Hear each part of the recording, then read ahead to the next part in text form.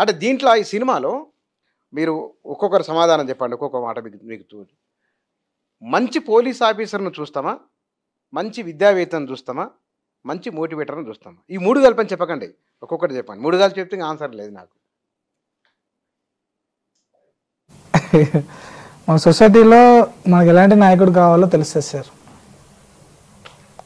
ఇందాక నేను ఆల్రెడీ దీనికి ఆన్సర్ చెప్పాను సార్. ఒక రియల్ హీరో అవ్వాలి అని అనుకుని ఆగిపోయిన వాళ్ళందరూ ఈ సినిమా చూస్తే ఒక ఇన్స్పిరేషన్ వస్తుంది.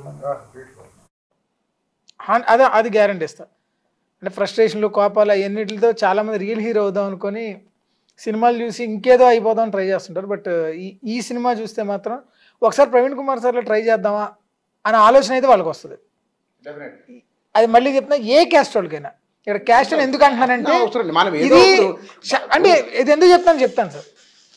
ఇది మేబీ దీని వెనకాలంతా వీళ్ళే ఉన్నారేమో, పని కట్టుకుని ఈ సినిమా దించారు అనేది కూడా నేను విన్నాను.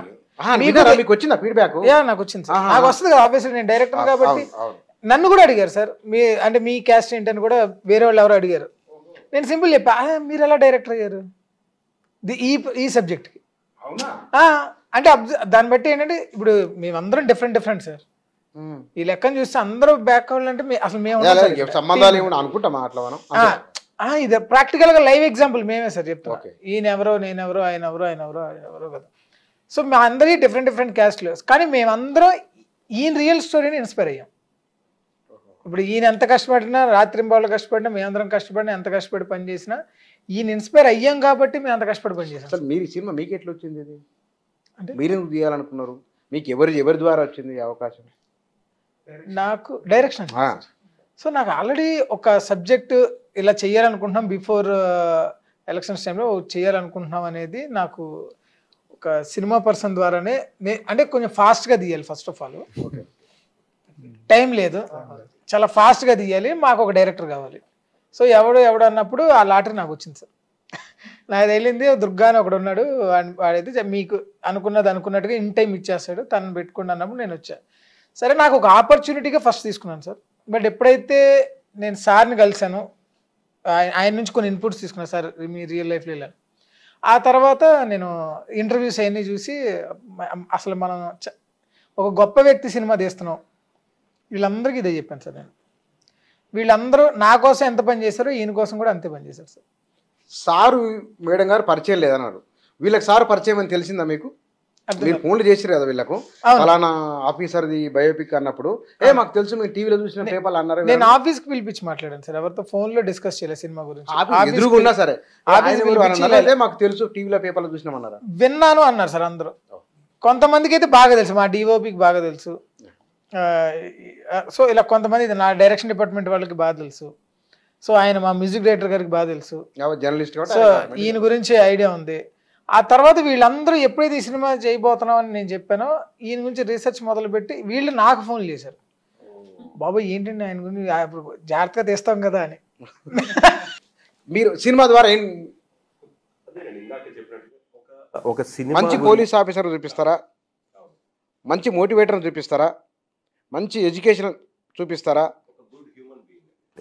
నా ఉద్దేశం.